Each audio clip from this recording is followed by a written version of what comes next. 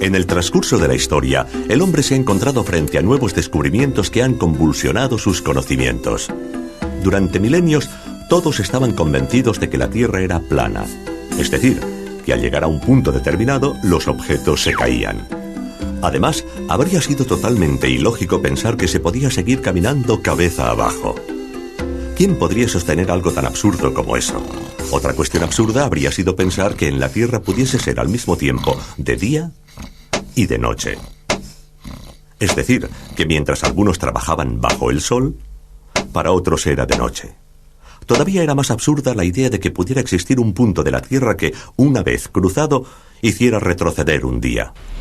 En cambio, hoy sabemos que volando, por ejemplo, de Tokio a Honolulu, se cruza la línea de la fecha y se retrocede en el calendario. Naturalmente sabemos que cuando en California es mediodía, en Moscú es medianoche, y que los australianos están cabeza abajo respecto a nosotros y nosotros respecto a ellos. En el pasado, todas estas cosas estaban fuera del alcance de la experiencia humana y, en consecuencia, parecían incomprensibles. Actualmente, a nosotros también nos parecen incomprensibles las paradojas del espacio y del tiempo derivadas de la teoría de la relatividad, precisamente porque están fuera de nuestra experiencia cotidiana. Por ejemplo, ¿cómo es posible que cuanto más cerca se está de la velocidad de la luz, más lentamente transcurre el tiempo? ¿Cómo entender que si un astronauta viaja durante un tiempo a una velocidad cercana a la de la luz, cuando regrese a la Tierra encontrará a su hermano gemelo mucho más viejo que él? ¿Y cómo es posible que a esta altísima velocidad un objeto se contraiga aumentando su masa? El hecho es que estas paradojas nos parecerían totalmente normales si formaran parte de nuestra experiencia cotidiana. Pero esto no sucede por una sencilla razón. Estos fenómenos se hacen evidentes únicamente al viajar a velocidades muy cercanas a la de la luz, y estas velocidades están más allá de nuestra capacidad. Basta con pensar que el objeto más veloz que ha construido el hombre es una sonda interplanetaria que en el momento de máxima velocidad puede alcanzar aproximadamente los 20 kilómetros por segundo. Pues bien, la luz es 15.000 veces más veloz. 300.000 kilómetros por segundo, es decir, que un vehículo interplanetario actual comparado con la luz se encuentra en la misma situación que una tortuga en relación a un reactor. Es 15.000 veces más lento. Por esta razón, nunca hemos podido entrar en la zona mágica en la que tienen lugar estas paradojas. Pero, ¿por qué suceden únicamente cerca de la velocidad de la luz? En realidad, se producen siempre, incluso a baja velocidad, pero los efectos son demasiado pequeños para que nos demos cuenta. De hecho, su crecimiento es muy rápido al aumentar la velocidad. Basta con un simple ejemplo para entender este concepto. Cogemos un objeto de metal y lo acercamos poco a poco a un imán.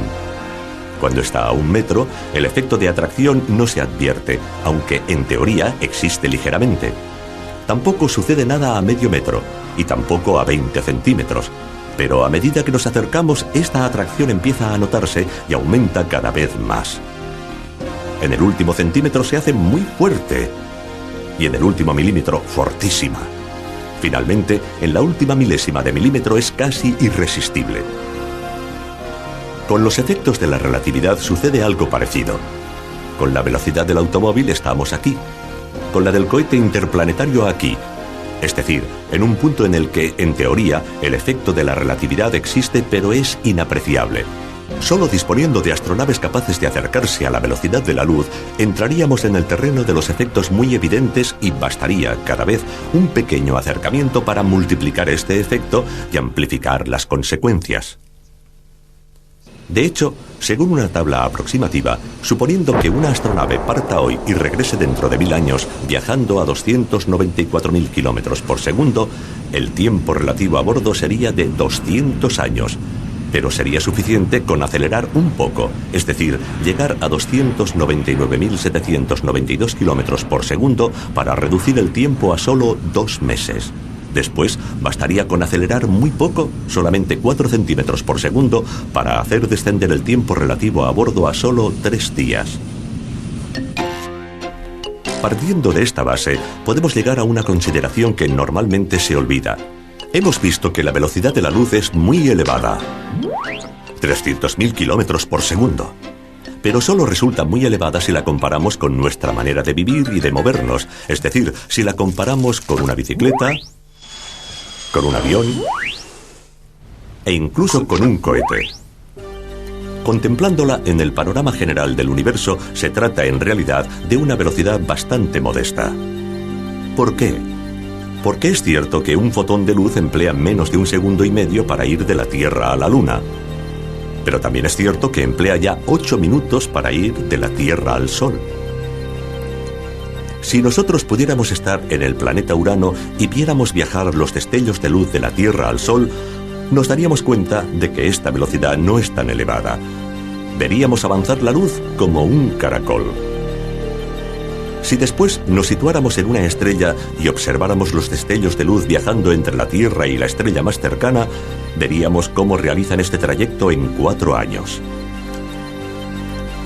Finalmente, si nos situáramos fuera de nuestra galaxia y viéramos avanzar la luz de un extremo a otro de la galaxia, veríamos cómo realiza este trayecto en unos 100.000 años, es decir, nos parecería casi inmóvil. A partir de aquí, podemos ejercitar nuestra imaginación. Supongamos que la velocidad de la luz no es de 300.000 kilómetros por segundo, sino mucho menor, solo de 100 kilómetros por hora. Pues bien, en ese caso, nosotros podríamos experimentar cotidianamente los efectos de la relatividad. Por ejemplo, podríamos ver cómo un automóvil en la carretera se contrae a medida que aumenta la velocidad y no consigue alcanzar jamás los 100 kilómetros por hora, que serían un límite insuperable, ya que, para que el coche acelerara a esa velocidad, sería necesaria una energía infinita. Y también la masa del coche sería infinita. También podríamos ver cómo a bordo del automóvil todo se desarrollaría lentamente, tanto más lentamente cuanto mayor fuera la velocidad. Si este coche viajara de esta forma durante 10 años seguidos sin detenerse, ¿qué sucedería? Pues bien, al llegar a casa y frenar, la longitud volvería a ser la misma de antes y el tiempo a bordo transcurriría tan bien como antes. Pero, mientras que para la gente que se quedó en casa habrían pasado realmente 10 años, para los que estaban a bordo habría pasado mucho menos tiempo, quizás solo 10 semanas o 10 días, según la velocidad, debido a la mayor lentitud del tiempo, y en consecuencia, a la mayor lentitud de la vida y de los procesos vitales. En un mundo como este, los efectos de la relatividad serían una rutina cotidiana. Por ejemplo, en un partido de tenis, debido al efecto de la velocidad, la pelota se contraería en cada golpe. Después, al detenerse, volvería a sus dimensiones anteriores. Después de un tiempo, ya no tendríamos en cuenta lo extraño del caso y lo consideraríamos una ley física normal, como en realidad es.